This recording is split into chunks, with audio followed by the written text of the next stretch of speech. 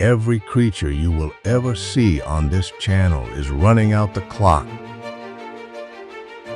Nature gave them claws, speed, numbers, patience. Every weapon evolution could design in 100 million years. None of it was built to survive what's coming next.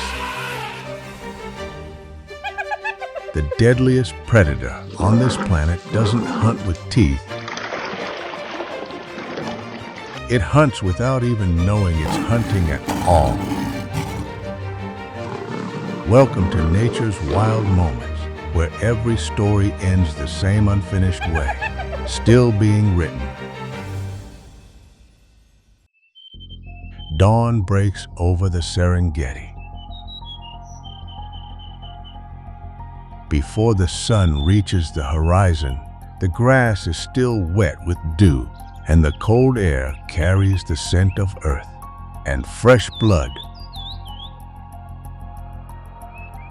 Somewhere in the distance, a twig snaps.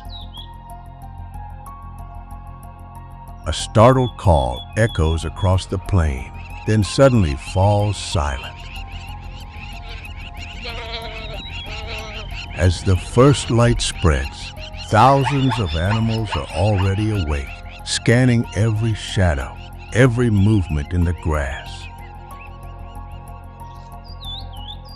Here, every new day begins with the same question. Will you survive until tomorrow?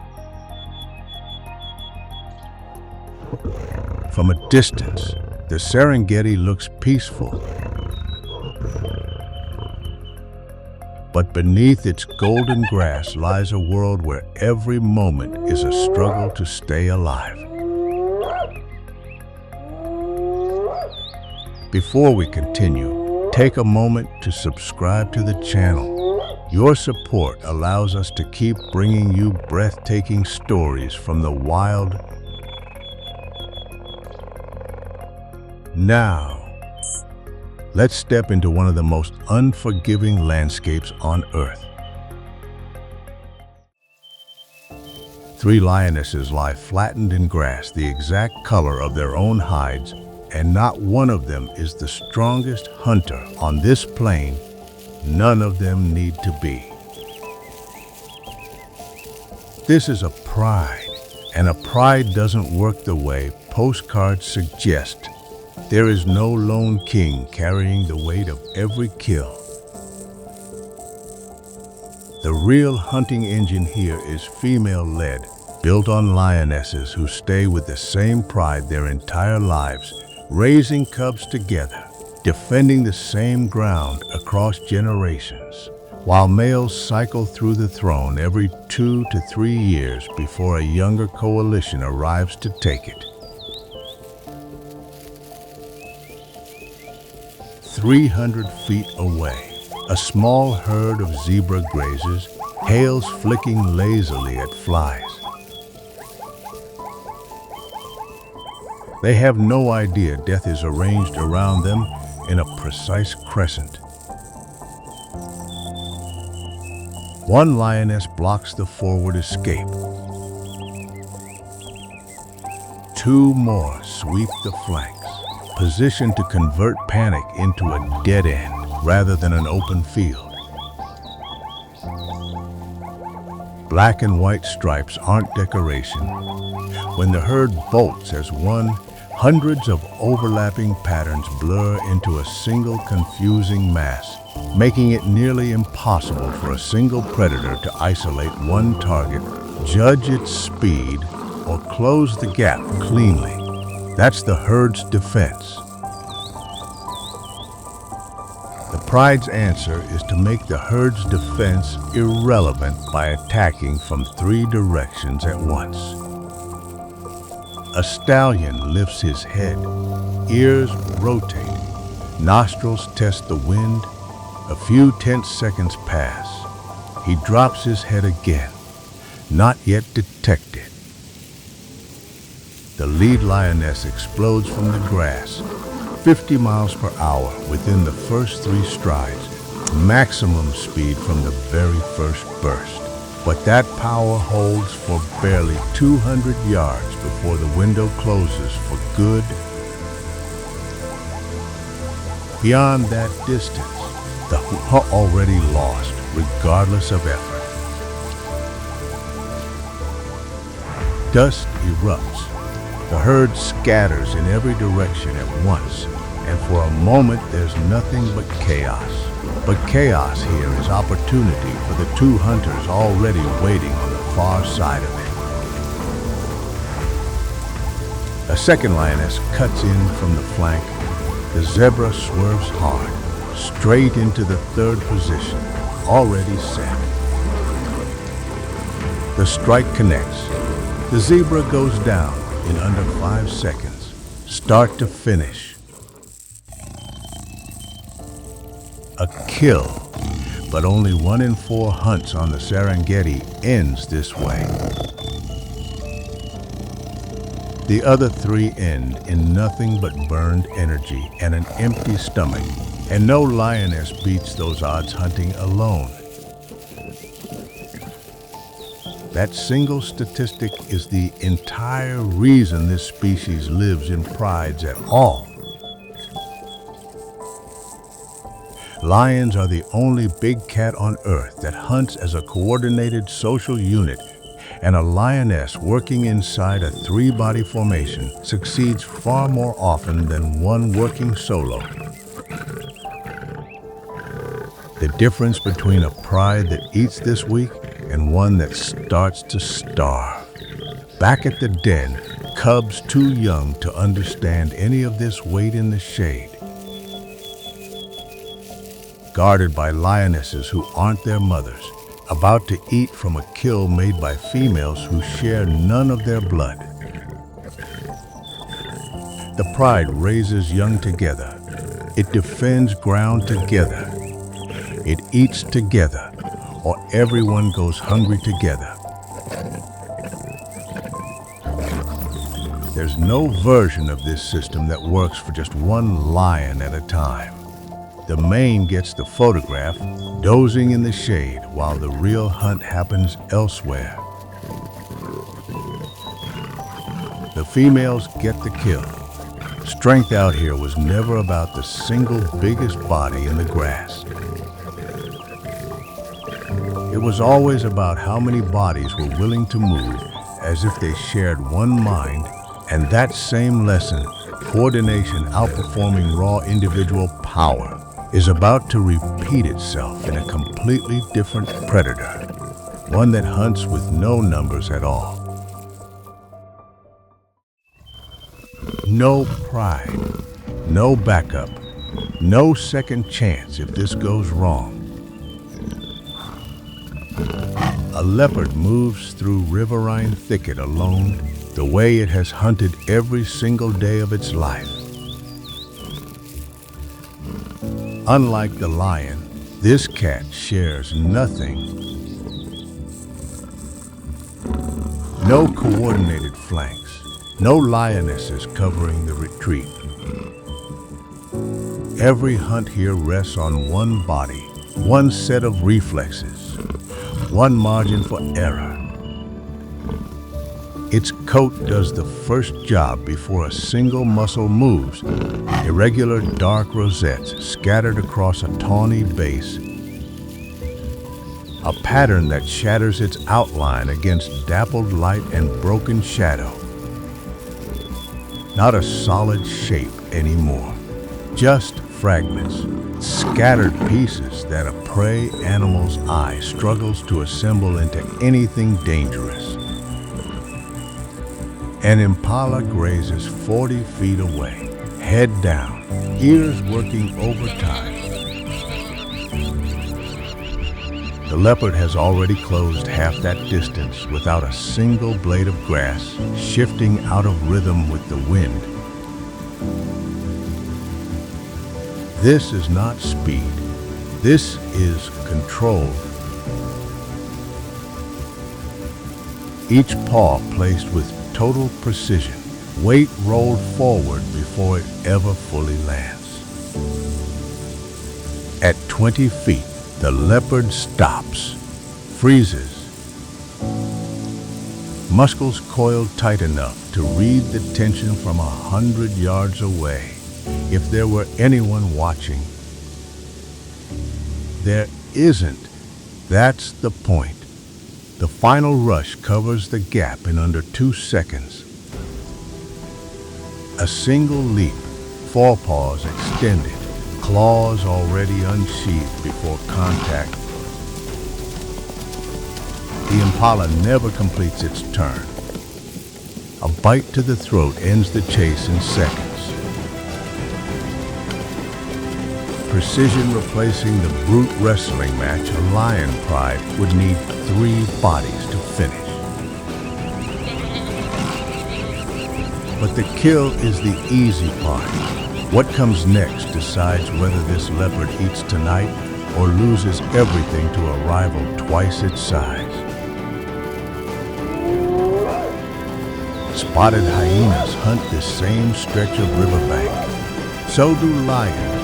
And a solitary leopard cannot win a straight contest against either.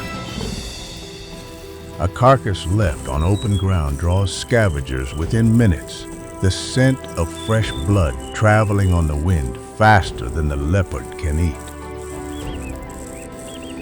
So it climbs, jaws locked around the impala's throat. The leopard hauls a body nearly equal to its own weight.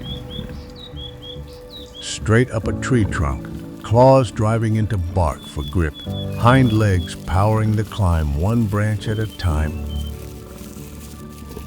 Kills weighing up to twice the leopard's own body mass have been documented dragged 15 feet or higher into the canopy. An act of raw strength that has no equivalent among the other big cats. Wedged into a fork of branches, the carcass is finally safe. Below, a hyena arrives too late, circling the trunk, unable to climb, unable to reach what it can already smell. The leopard feeds without hurry, without competition, without the constant tax that a lion pride pays every single kill in stolen scraps and lost calories. This is the entire strategy laid bare. A leopard cannot outmuscle a lion. It cannot outrun a cheetah. It cannot outorganize a wild dog pack. What it can do is disappear in plain sight, strike with total precision, and remove the prize from the equation before anyone bigger arrives to take it. Camera trap studies across multiple reserves confirm the leopard as the most adaptable of Africa's big cats, thriving from dense rainforest to arid scrub to the literal edges of major cities. Territory no lion could ever tolerate. Survival here was never a contest of raw power. Sometimes the sharpest claws lose to the quietest exit. The fastest animal on land is also one of the easiest to rob. A cheetah lies flattened in pale grass, eyes locked on a herd of Thompson's gazelle grazing 300 feet away. Everything about this body was built for one purpose, and one purpose only: a spine that flexes like a drawn bow, non-retractable claws gripping the ground like cleats, enlarged nostrils, an oversized heart and lungs, engineered across millions of years for a single explosive burst no other land animal on Earth can match. At 60 miles per hour within 3 seconds, faster than most sports cars off the line. top speed near 70 miles per hour. Numbers that sound less like biology and more like an engineering spec sheet. But that power comes at a cost paid in advance and non-refundable. The gazelle lifts its head. The cheetah is already moving. The chase detonates across open ground, dust kicked up in a low golden cloud. The cheetah's long tail whipping side to side like a rudder to counter every sharp cut the gazelle throws into its path. This is not a straight sprint. It is a high-speed argument over geometry, decided in fractions of a second. Here is the number almost no one expects.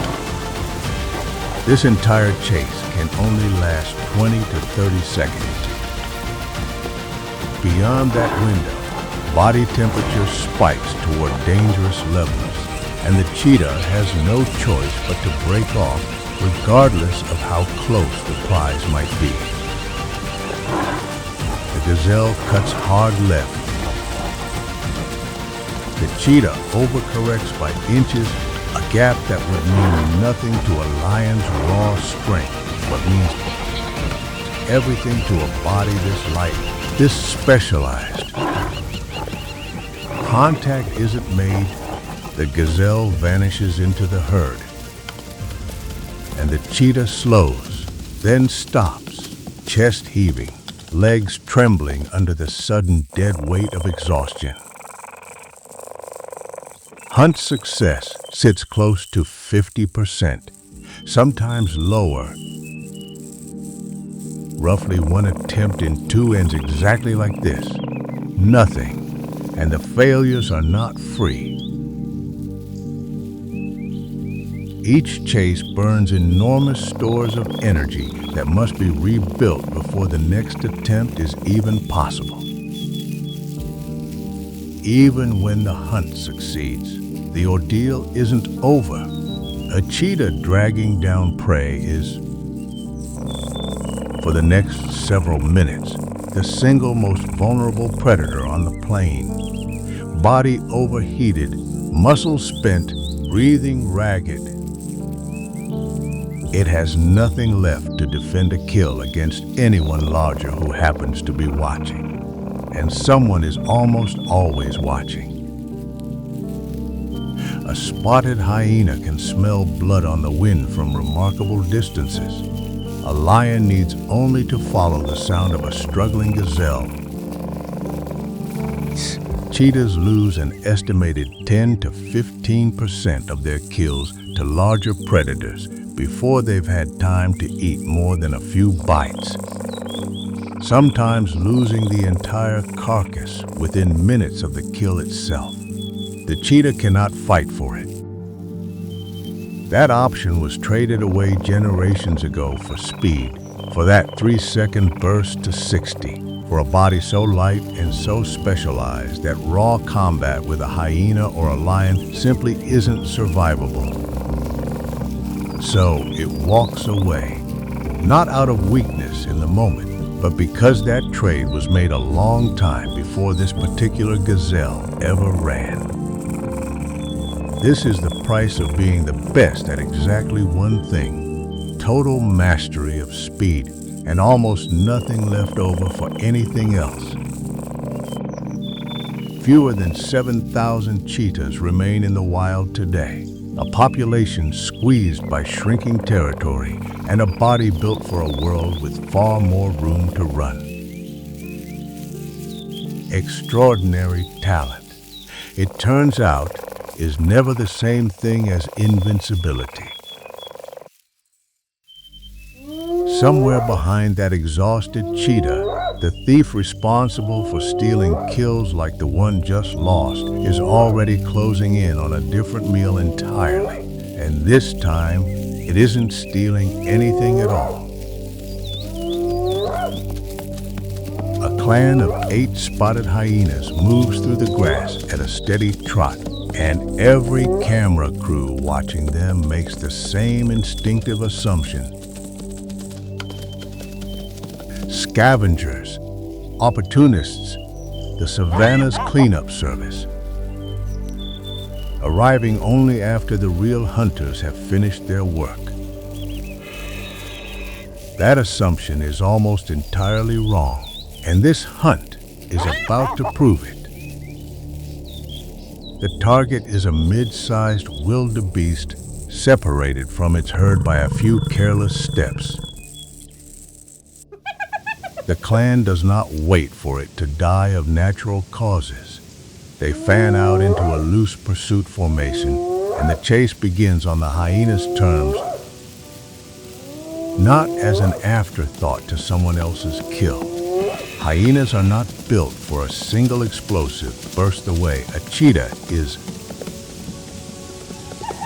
They are built for something far less glamorous and, on this terrain, far more reliable. Sustained pursuit speed near 40 miles per hour. Held not for 3 seconds, but for over a mile if the chase demands it. What a cheetah spends in one desperate burst. A hyena clan spends steadily, patiently, for as long as it takes. Field data from the Ngorongoro Hyena Project, decades of continuous observation, puts the number plainly. Spotted hyenas secure 60 to 95% of their own food through active hunting, not scraps, not leftovers, kills made by their own jaws, often against prey, many times the size of a single hyena. And here is the detail that flips the old story on its head completely. It is lions, more often than the reverse, who steal kills from hyenas, arriving late, using raw size to simply take what a clan already fought hard to bring down. The wildebeest tires first. It always does. 2 hyenas peel off to cut the angle while the rest maintain pace. And within minutes, the animal is surrounded, exhausted, and out of options. The bite that finishes it carries a force few predators on this continent can match, strong enough to crack bone that would defeat almost any other African carnivore. Nothing here is wasted. Hoof, skull, the densest sections of bone, all of it consumed, all of it converted into fuel with an efficiency the more celebrated predators of this plain simply don't share. Behind the hunt sits a social structure just as misunderstood as the hunting itself. Clan rank runs through an absolute matriarchy. The lowest-ranking daughter of the dominant female still outranks every adult male in the clan, a hierarchy inherited at birth and rarely challenged across an individual's lifetime. Status here isn't won through combat the way it is in a lion pride. It's passed down the way a name might travel through a family line. And it shapes everything about how a clan moves, hunts, and eats together. That eerie, rising laugh people associate with menace isn't laughter at all in the way the word suggests. It's a tension signal, most often produced by a lower-ranking clan member during a contested moment.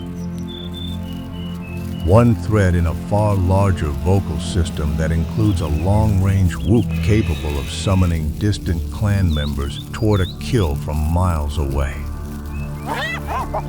None of this fits the old caricature, a clan that hunts the majority of its own food, organizes through inherited female rank, and communicates through a structured vocal system built for coordination, is not a scavenger's gang waiting on the sidelines. It is one of the most successful predators on the entire continent, operating for over a century under a reputation it never actually earned. The wildebeest is down within minutes, and the clan feeds together.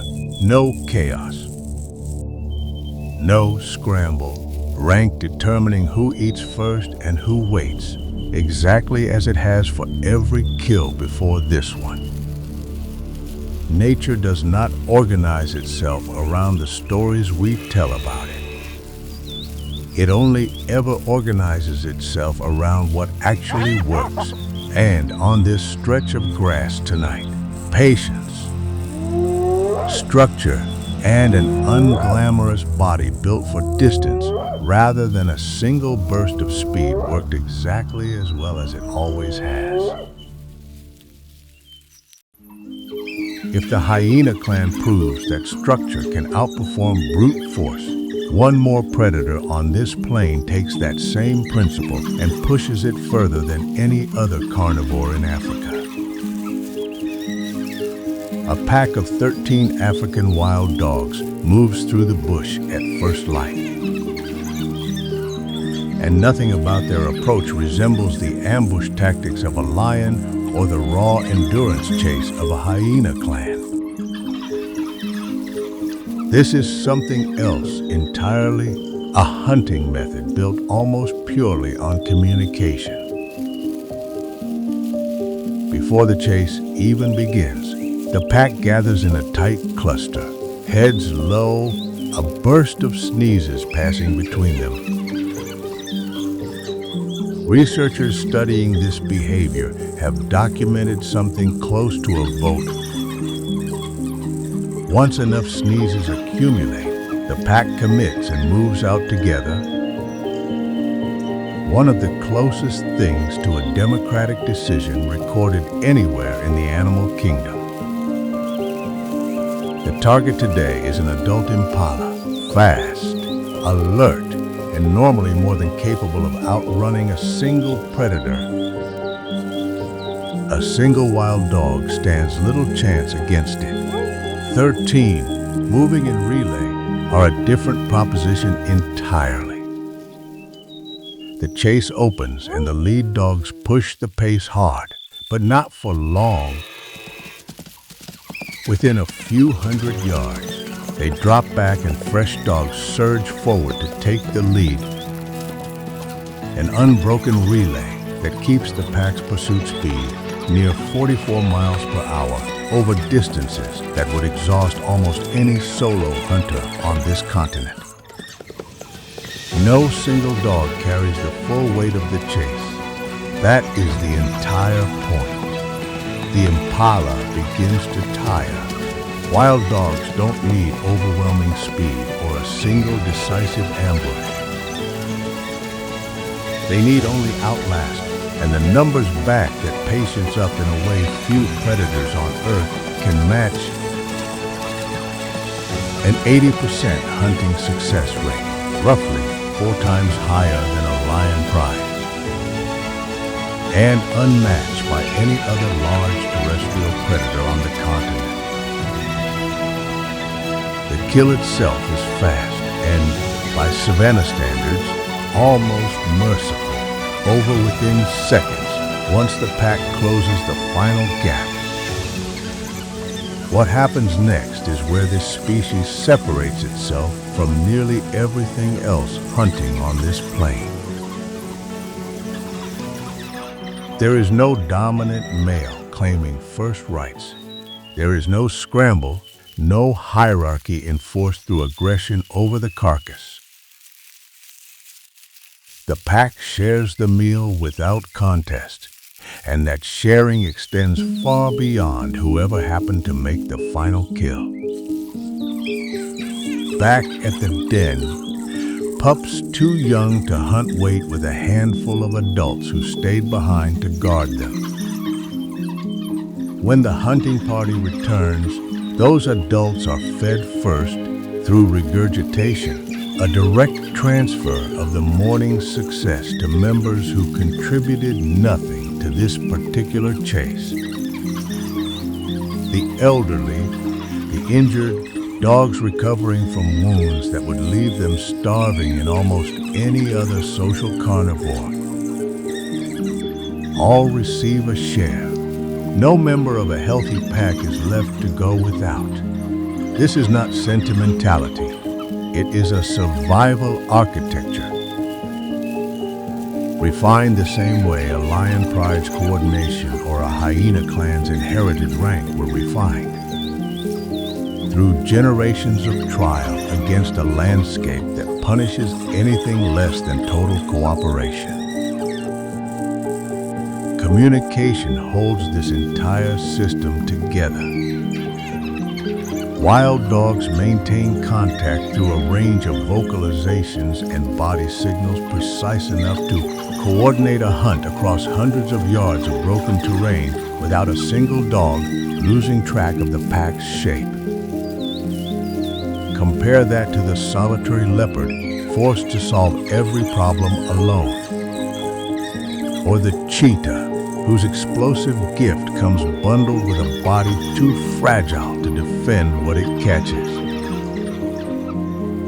The wild dog trades individual specialization for something that, on paper, looks almost unremarkable, and out here, unremarkable wins more often than speed, more often than raw strength, more often than stealth. Fewer than 7,000 African wild dogs remain across the entire continent today.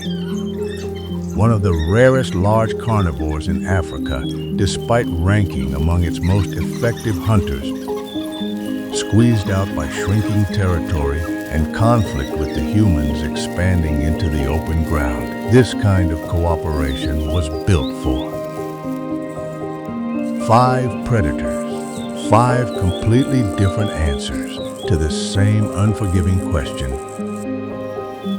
And of all of them, it is the one built least around individual power that succeeds most often when the chase finally begins.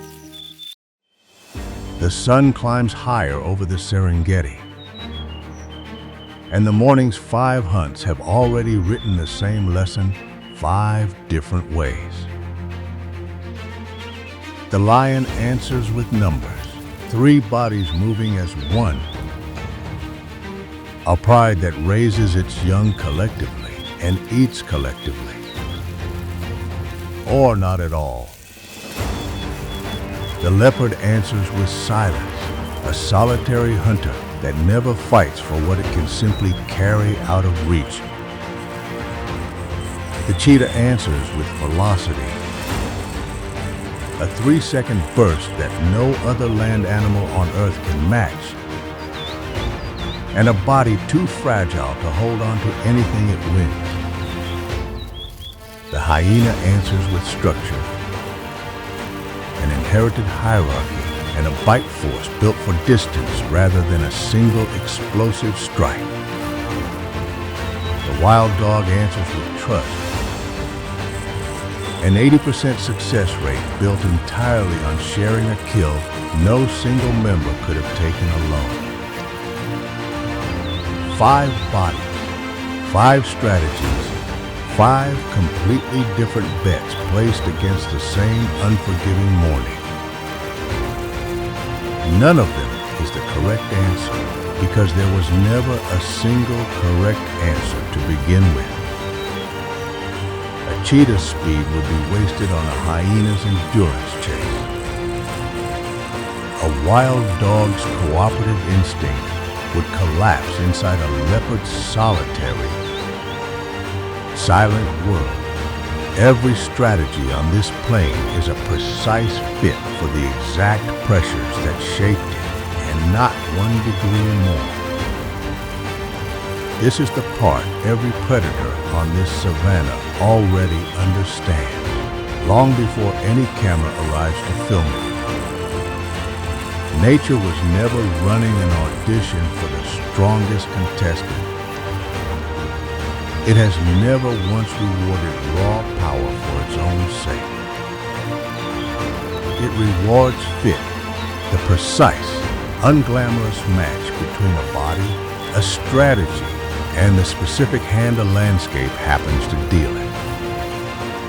Somewhere out on that grass, a sixth strategy is already being tested.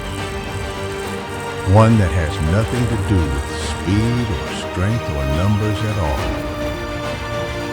That story starts the moment the sun finishes rising.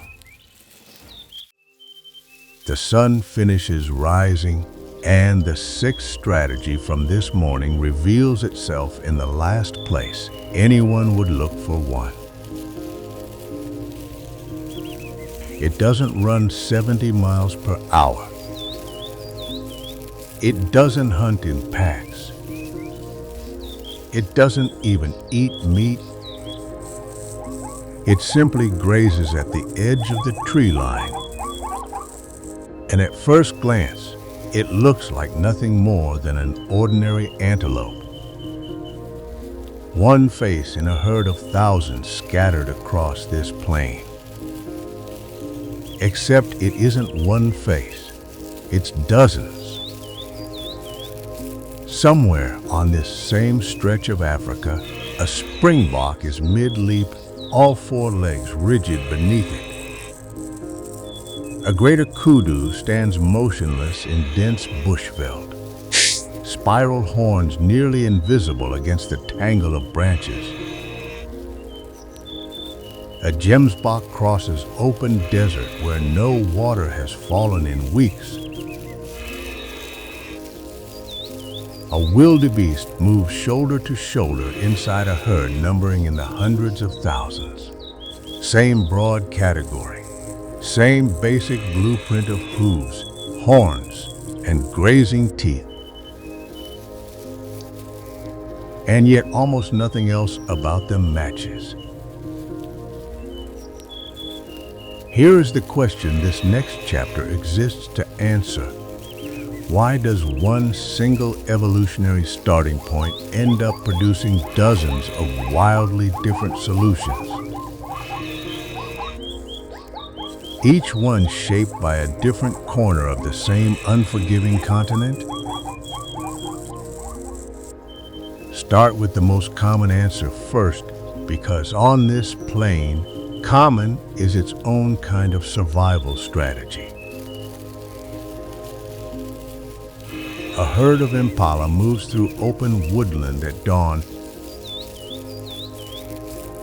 Dry season aggregations here can swell past 100 animals, mixed groups of females and young clustering around a handful of territorial males. No single impala is especially fast by Savannah standards. No single impala is especially strong. What this species evolved instead is a body built for controlled panic at scale, and it works because of what happens in the half second after danger appears.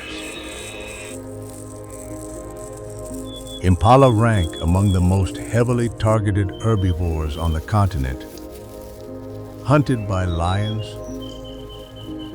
leopards, cheetahs, African wild dogs, spotted hyenas, and martial eagles. Sometimes 5 different predator species drawing from the same herd within a single week. And still, population estimates across sub-Saharan Africa run into the millions, more numerous than almost any other medium-sized antelope on the continent. A leopard shifts in the tree line, barely a flicker. The nearest impala doesn't wait to confirm the threat. It bolts, and a single bound carries it roughly 3 m into the air.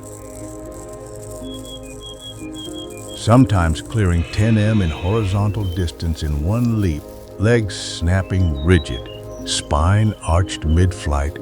This is called starting, and biologists have measured its function precisely.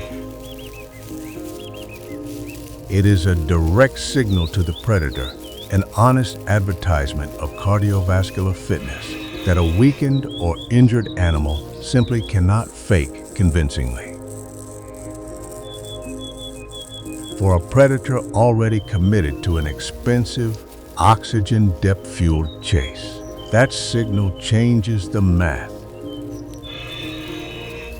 Cheetahs and wild dogs in particular have been observed disengaging from starting individuals and retargeting a less demonstrative animal nearby, exactly as the display predicts. The herd layer compounds this individual signal. When 100 impala break at once, a hunting cat locking eyes on one target has to solve a real-time tracking problem inside a field of near-identical, independently juking bodies. A phenomenon researchers call the confusion effect. Split-second target loss isn't incidental to herd size.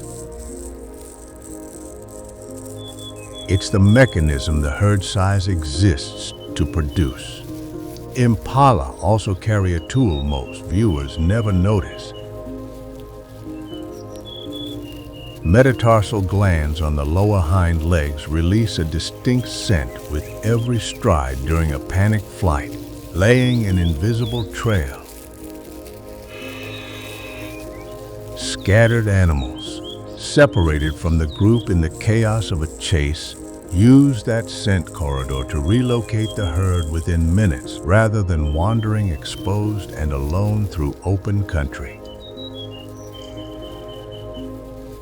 Reflexes here fire in milliseconds, not from anyone impala's personal alertness, but from a herd behaving like a single distributed nervous system.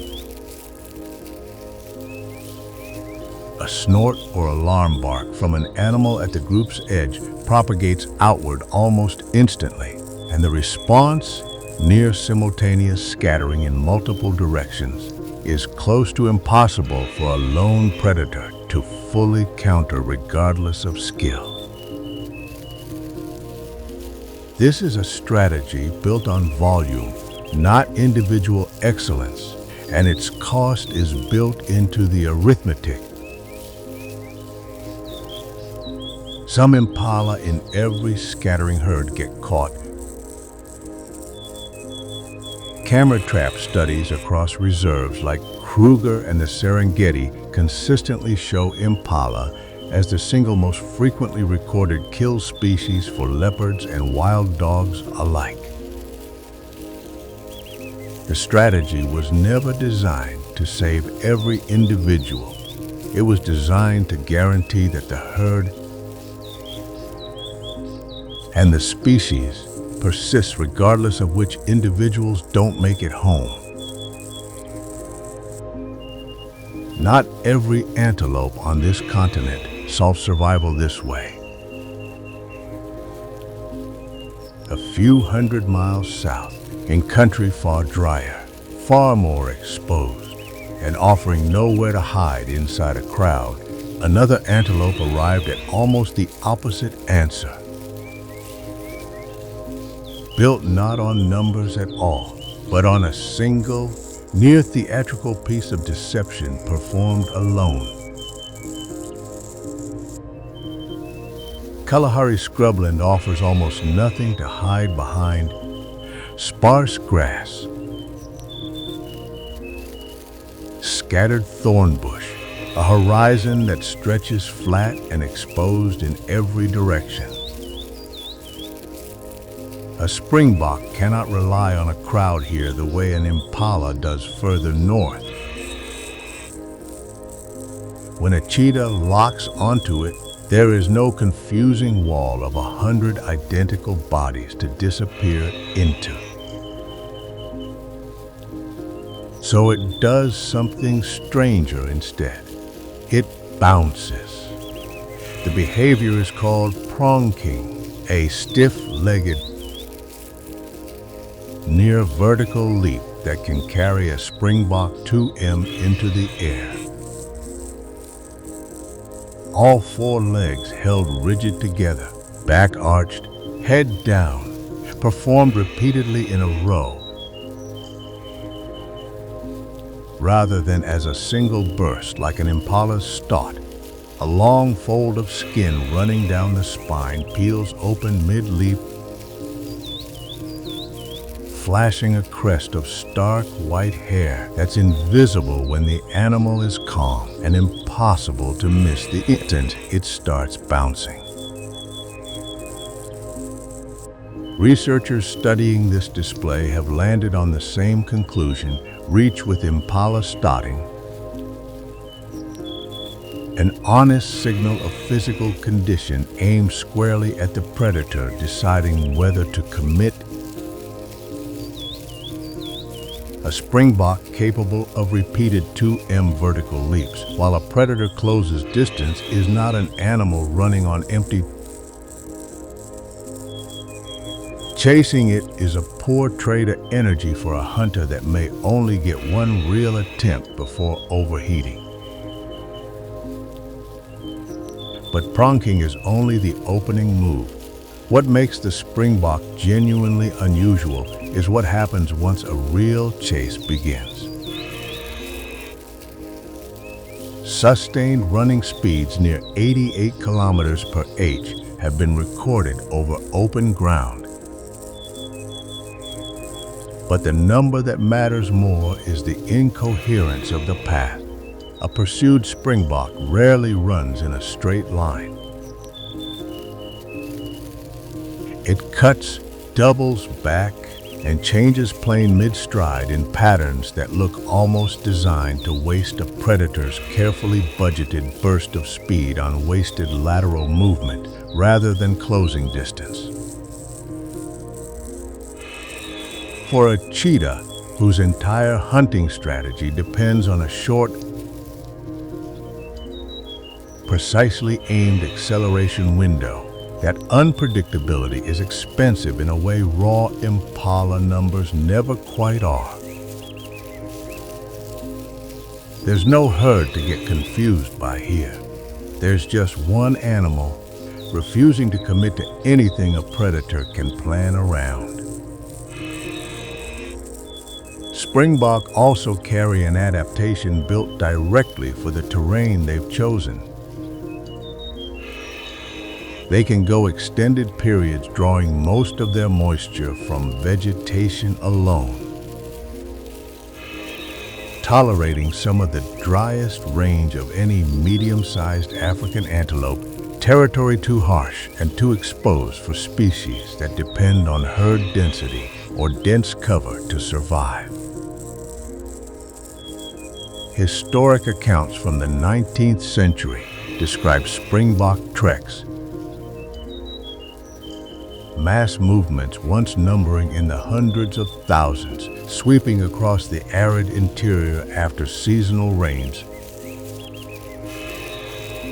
A scale of aggregation that has largely vanished under fencing, agricultural expansion, and fragmented modern rangeland. What remains are smaller, scattered populations relying on exactly the strategy just described: deception and unpredictability rather than the sheer weight of numbers that once also protected the species further north. Same basic blueprint as the impala: 4 legs, horns, a grazing jaw. And yet where one antelope chose to disappear inside a crowd, this one chose to stand alone and simply refuse to be predictable. Not every answer to this landscape involves running at all. Further inland, in dense bushveld where open sprinting isn't even an option, one more antelope solved the same problem by disappearing entirely. dense bushveld doesn't allow for an 88 kilometers per h sprint or a crowd of 100 bodies to hide inside. Branches, thorn thickets, and broken sight lines close in from every direction. And running flat out here is as likely to end in a broken leg as an escape. So the greater kudu, one of the largest antelope on the continent, standing up to 1.5 m at the shoulder, solved the problem by barely moving at all. 6 to 10 vertical white stripes run down each flank, breaking up the animal's outline against the dappled light filtering through acacia and mopane scrub from more than a few meters away. In motion, a kudu's body stops reading as a single solid shape and starts reading as fragments of shadow and bark. Exactly the effect a leopard's rosettes achieve for the opposite purpose. When a predator draws near, the first response isn't flight. It's absolute stillness. The kudu freezing mid-step, sometimes for minutes at a time, relying on that broken outline and the surrounding tangle of branches to do the work that speed would do on open ground. Ears nearly the size of dinner plates rotate independently, tracking sound with a precision that lets the animal monitor an approaching threat without giving away its own position through movement. Only when a threat closes to a genuinely dangerous distance does the kudu break cover. And even then, it rarely sprints in the open the way an impala or springbok would. Instead, it threads through the densest available thicket, using bulk and familiarity with the terrain rather than raw speed, occasionally clearing obstacles more than 2 m high in a single bound. A jump that has made kudu notorious among farmers for clearing fences. Most other antelope simply can't. The males carry the feature this species is best known for: spiral horns that can grow past 1.2 m in length measured along the curve, sometimes completing 2.5 full twists from base to tip, despite their size. Those horns are held nearly flat against the neck and shoulders during a dash through thick brush, an alignment that lets a bull kudu move through branch tangles that would snag a straighter set of antlers or horns almost instantly. Vocal communication here is deliberately restrained. Where an impala herd relies on a snort rippling instantly through dozens of bodies, a solitary or small group kudu depends on staying unheard as much as unseen, communicating in low grunts and a distinctive alarm bark used sparingly, only when concealment has already failed. This is camouflage as a complete survival system,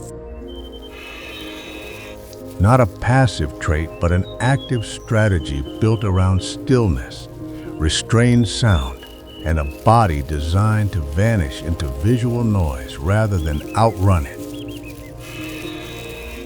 Where the impala bet on numbers and the springbok bet on unpredictability, the kudu bet on never being seen clearly enough to be chased at all. Not every antelope on this continent had the luxury of bushveld to disappear into. Far to the southwest, in open desert where no thicket exists for hundreds of miles and stillness offers no real cover, one more antelope had to solve an entirely different problem. Staying alive in heat that kills almost everything else that tries to live there. Namib Desert daytime temperatures push past 45 degrees Celsius. Ground surface heat capable of blistering skin within minutes, and almost no permanent surface water for miles in any direction. Most mammals this size would need to drink daily just to survive a single week here.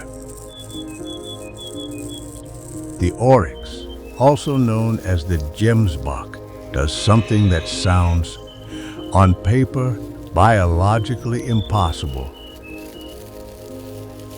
It lets its own body run hot rather than fight the desert for every drop of moisture. Where a human or most antelope species would collapse from heat stroke,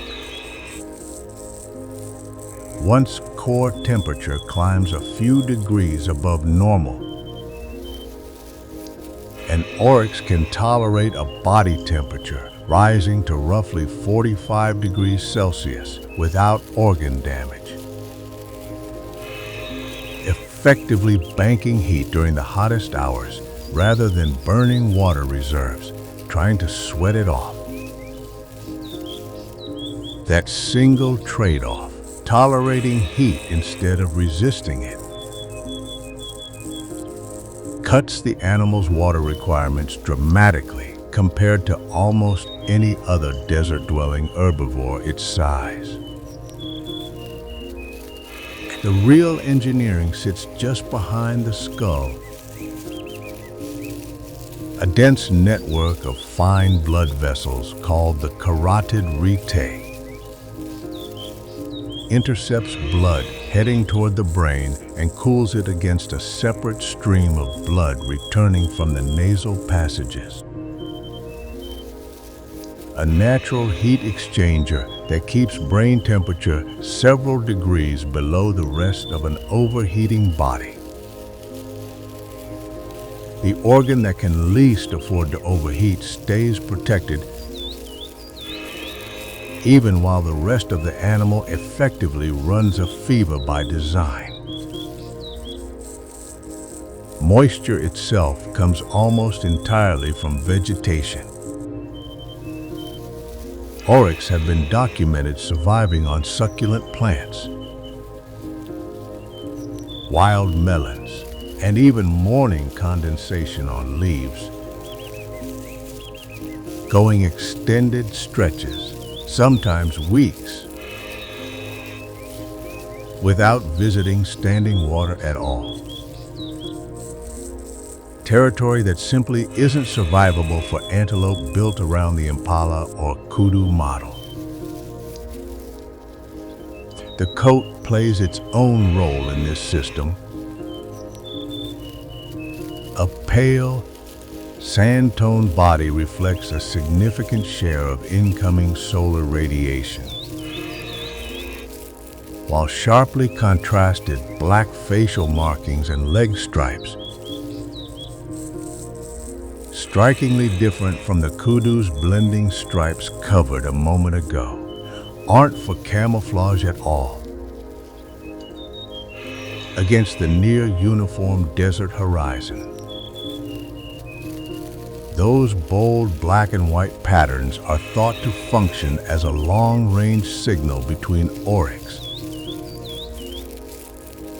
keeping scattered individuals in visual contact across open ground where the softer disruptive patterning that works in bushveld would be almost invisible at any real distance. And then there are the horns, almost straight, occasionally exceeding 1 m in length on both sexes. A rarity among African antelope where horns are usually a male-only feature. These aren't just for display or male competition. Oryx have been documented using them as a direct weapon against real predators. and there are verified accounts of a cornered oryx killing an attacking lion by driving those horns into it during a defensive stand. A level of individual combat capability none of the three antelope covered so far. The crowd-reliant impala, the deceptive springbok, or the camouflage kudu would ever attempt. Four completely different antelopes so far, a crowd built for confusion, a body built for deception, a coat built for disappearing, and now a physiology built to simply outlast an environment that kills almost everything else that tries to live in it. One antelope on this continent chose none of these individual solutions. It chose scale itself, forming herds not in the hundreds, but in the hundreds of thousands. And that story is where this chapter is headed next. An impala herd of 100 uses confusion. A wildebeest herd of 1.2 to 1.5 million uses something closer to overwhelming force. And the math behind it operates on a scale none of the previous four antelope come close to. This is the Serengeti migration, an annual circuit covering roughly 800 kilometers as the herd follows seasonal rainfall between Tanzania and Kenya. The largest single movement of large mammals left on Earth, where the kudu solved predation through stillness and the oryx through raw physiology, the wildebeest solved it through sheer statistical improbability. With over 1 million bodies moving as one, the odds facing any single animal on any single day shrink to something close to negligible. Even with lions, hyenas, and crocodiles drawing steadily from the edges of the herd throughout the year. The reproductive strategy pushes this same logic even further.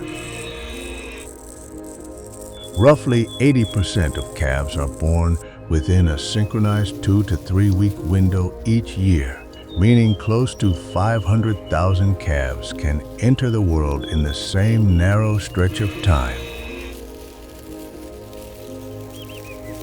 A newborn wildebeest is standing within minutes and capable of running alongside its mother within about 10 minutes of birth, one of the fastest mobility timelines of any large mammal.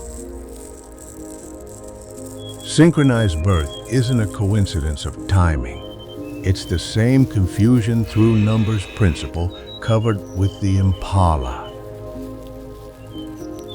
Scaled up until predators simply cannot process enough individual calves to meaningfully dent the total. The migration's most dangerous chapter plays out at river crossings like the Mara, where Nile crocodiles wait beneath the surface for months at a time. Thousands die at these crossings in a single season, but against a herd exceeding 1 million. That loss barely registers at the population level, a brutal trade the species has run successfully for longer than any human record of the migration exists. 4 other strategies covered so far each solved predation as an individual problem. Deception, camouflage, physiology, numbers in the hundreds. The wildebeest simply removed the individual from the equation almost entirely. Survival here was never about any single animal's speed, horns, or stealth. It was about becoming so numerous that the math of predation stops mattering to any one of them. same starting blueprint as every antelope in this chapter. Hooves, horns, a grazing jaw. 5 completely different answers to the exact same question, and not one of them wrong. 5 antelope, one shared blueprint. Hooves, horns, a grazing jaw. 5 completely different survival algorithms running on top of it. The impala chose the crowd, safety diluted across 100 bodies. The springbok chose deception, an unreadable body refusing to commit to a single line of flight. The kudu chose invisibility, standing so still the danger simply loses interest. The oryx chose endurance, a physiology that turns the desert's own weapon, heat, into something survivable. The wildebeest chose scale, so many bodies that individual odds stop mattering at all. None of these strategies would work transplanted into another's habitat. A kudu's stillness fails in open desert. An oryx's heat tolerance is wasted in dense bushveld. This is the real shape of evolution, and it rarely gets said out loud. It was never building toward one perfect antelope. It was writing 5 different correct answers to the exact same exam. 5 antelope wrote 5 different correct answers to the same exam, and none of those answers accounted for a variable that didn't exist when the exam was written. Not a predator, not a drought, not a rival species competing for the same patch of grass. Something else entirely, arriving only in the last few centuries of a test that has run for millions of years. Before that variable gets its turn in this story, it's worth understanding exactly what those 5 answers, and every other species covered so far, are actually holding up. A lion pride doesn't just eat wildebeest. It caps how many wildebeest a stretch of grassland can support before overgrazing turns productive land into bare dirt. Across the Serengeti Mara ecosystem, an estimated 3,000 to 3,500 lions apply exactly this kind of pressure, and removing that pressure has consequences documented well outside Africa. When wolves were reintroduced to Yellowstone in 1995 after a 70-year absence, elk stopped lingering in the open river valleys where they grazed unchecked for decades. Willow and aspen saplings that elk had been eating down to nothing for generations began regrowing along the banks. Beavers, absent from parts of the park for decades, returned to build dams in the newly recovered vegetation. One predator, reintroduced, and the shape of the entire river system changed within a few years. The same principle governs the Serengeti's lions, just with wildebeest and grass in place of elk and willow. The hyena clan covered earlier isn't just an efficient hunter. It's also part of the cleanup system that keeps carcasses from lingering across the plain, and vultures do the same job from the air with a tool no other scavenger on the continent can match. A vulture's stomach acid runs at a pH near 1, strong enough to destroy anthrax spores, botulism toxins, and other pathogens that would otherwise persist in a rotting carcass and spread through the water table or through other scavengers with weaker digestive defenses. Remove vultures from an ecosystem, and carcasses linger longer, feeding a rise in feral dogs and rats, species that carry rabies and other diseases into human settlements far more efficiently than a vulture ever would. This isn't hypothetical. Multiple African vulture species have declined by more than 90% in parts of their range over the past 3 decades, and regions that lost their vulture populations first have already documented exactly this kind of cascading effect. The antelope from the previous chapter, all 5 of them, keep grassland functioning as grassland rather than collapsing into brush or bare ground through their grazing pressure. Each species trimming a slightly different layer of vegetation, wildebeest on the tall, coarse grass, gazelle and impala on what's left closer to the ground. A division of labor that keeps the entire system in balance without any of them intending to cooperate. And the elephant, only briefly mentioned so far,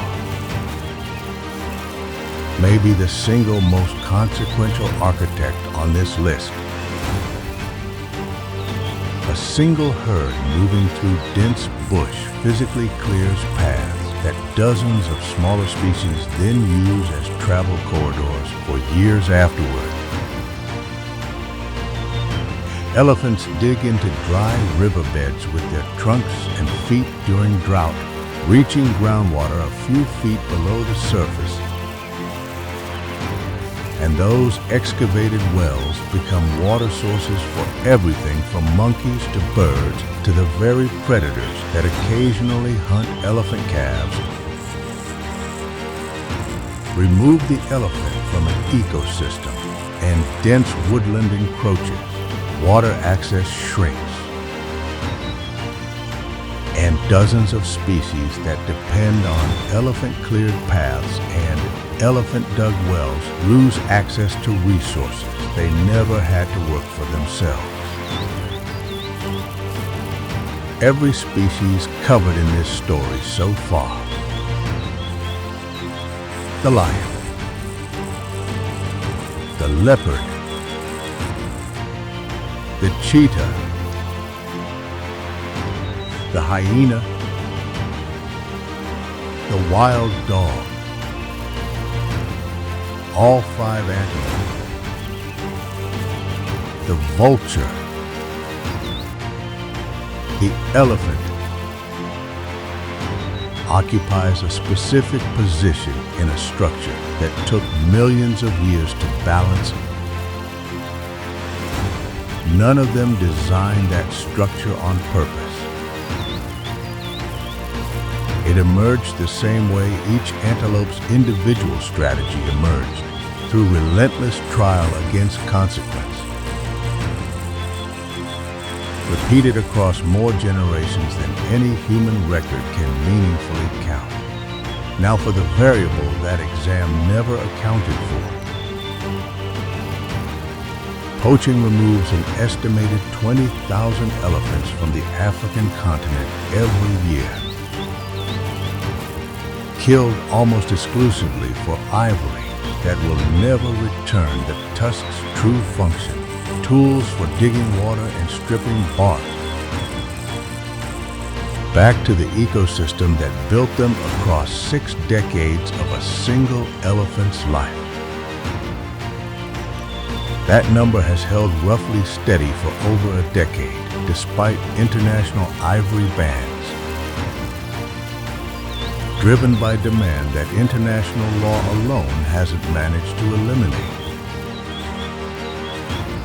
Habitat loss operates on a slower timeline, but a larger scale. The cheetah,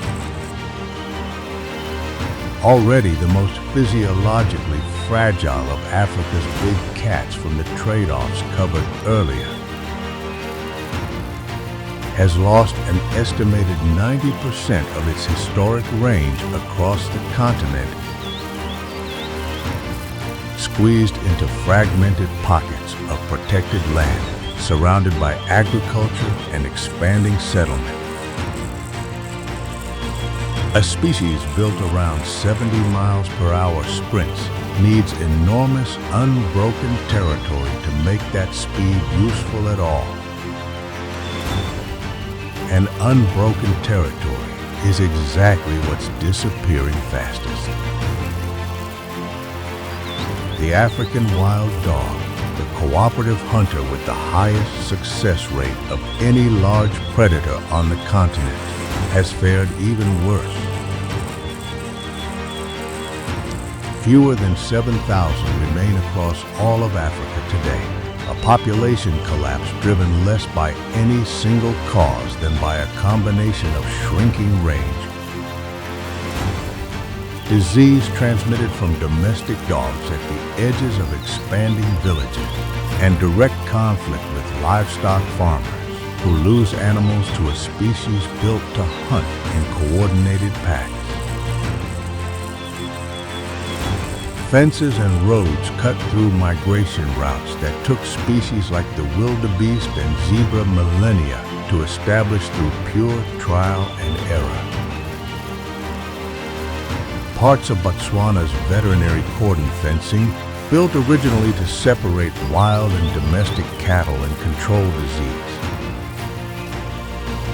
have been documented blocking wildebeest migration routes so completely that die-offs of tens of thousands of animals occurred in years when the fence stood between a herd and its only remaining water source. The migration covered in the previous chapter, over 1 million wildebeest moving as a single statistical defense against predation, depends entirely on open corridors between wet season and dry season range. Cut that corridor, and the very strategy that made the wildebeest so successful stops functioning. Climate change adds a layer none of these species evolved any specific defense against because none of their ancestors ever faced a shifting baseline this fast. Rainfall patterns that the wildebeest migration has followed with near-perfect reliability for thousands of years are growing less predictable year over year. And a species whose entire survival strategy depends on being in the right place at the right time has no evolutionary answer for a climate that no longer keeps that schedule. And running underneath all of this is human-wildlife conflict, expanding almost automatically as human settlement pushes into what used to be open range. An elephant that raids a farmer's field is often killed in retaliation, regardless of whether that same elephant carries 60 years of migratory memory that the local ecosystem depends on. A lion that kills livestock near a village boundary faces the same fate, regardless of its role in capping herbivore populations across its territory. These aren't abstract policy failures. They're individual, understandable human decisions made under real economic pressure that add up to a systemic erosion of exactly the balance described in Part 1. None of the 5 antelope strategies from the last chapter accounts for a fence appearing overnight across a migration route that took 10,000 years to establish. None of the 5 predator strategies from Chapter 1 accounts for a snare set by a hand rather than a rival's jaws. This is the one force on this entire continent that every species covered so far shares no evolutionary history with at all. The story doesn't end there, And the numbers on this side of the ledger are real too. The Serengeti and the Masai Mara together anchor one of the largest protected ecosystems left on the continent, over 12,000 square miles spanning the Tanzania-Kenya border. Connected deliberately to preserve exactly the open migration corridor described a moment ago. Community conservancies bordering the Masai Mara. Land leased directly from Maasai landowners, specifically for wildlife rather than livestock or agriculture, have expanded the effective protected range well beyond the park's official boundary, giving migrating herds room that would otherwise have been fenced or farmed. Anti-poaching efforts have produced measurable results in specific, well-resourced regions. Ranger patrols equipped with tracking technology and cross-border intelligence sharing have been credited with measurable declines in elephant poaching rates across several major reserves over the past decade. Though the pressure has simply shifted toward less protected regions rather than disappearing entirely, a reminder that partial success in one location doesn't resolve the underlying demand driving the whole crisis.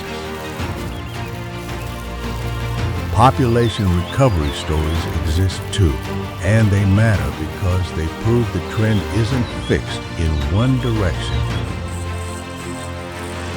Southern white rhino numbers, once reduced to fewer than 100 individuals in the early 20th century, through uncontrolled hunting, recovered to several thousand under sustained protection before renewed poaching pressure over the past 15 years began cutting into those gains again. A case study in how quickly progress can reverse the moment protective effort relaxes. Ecotourism has become one of the more durable arguments for conservation.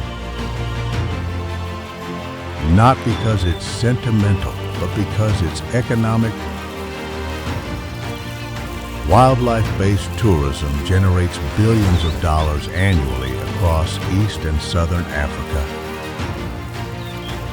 and directly funds a significant share of anti-poaching operations.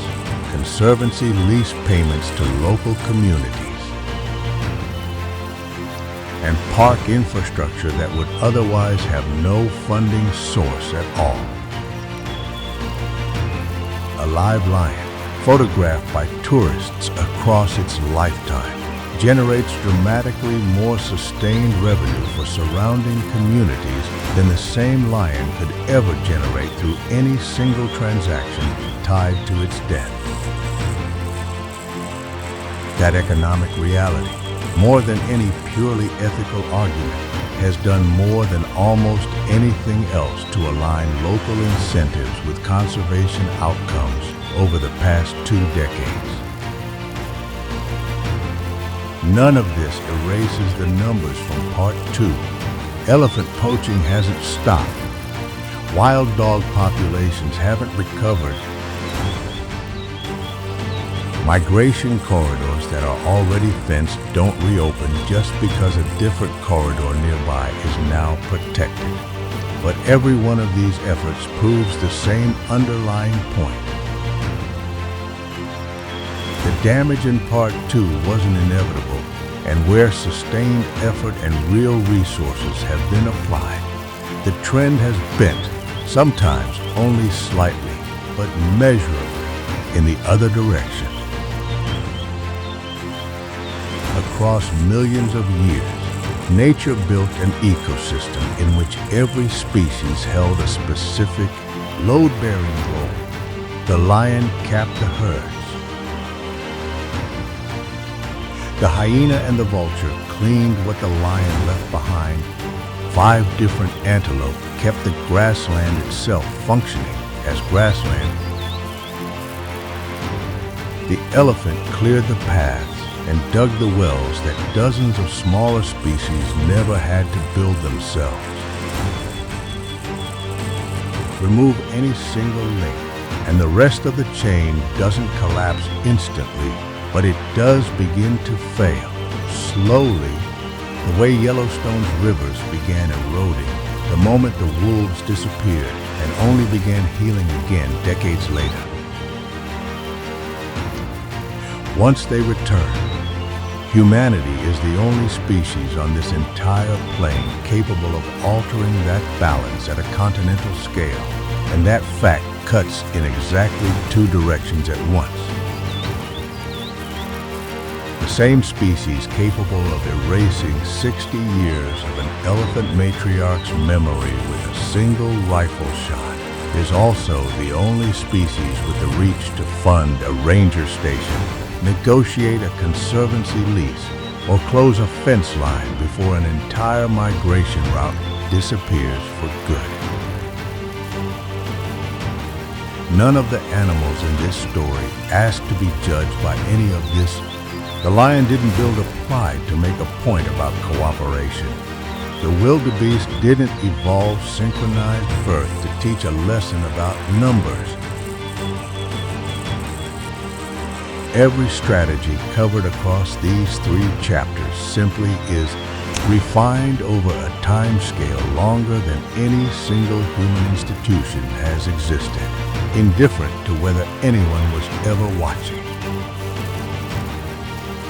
But we are watching now, and unlike every other participant in this story, we're the only one who gets to choose what happens next with what we've seen.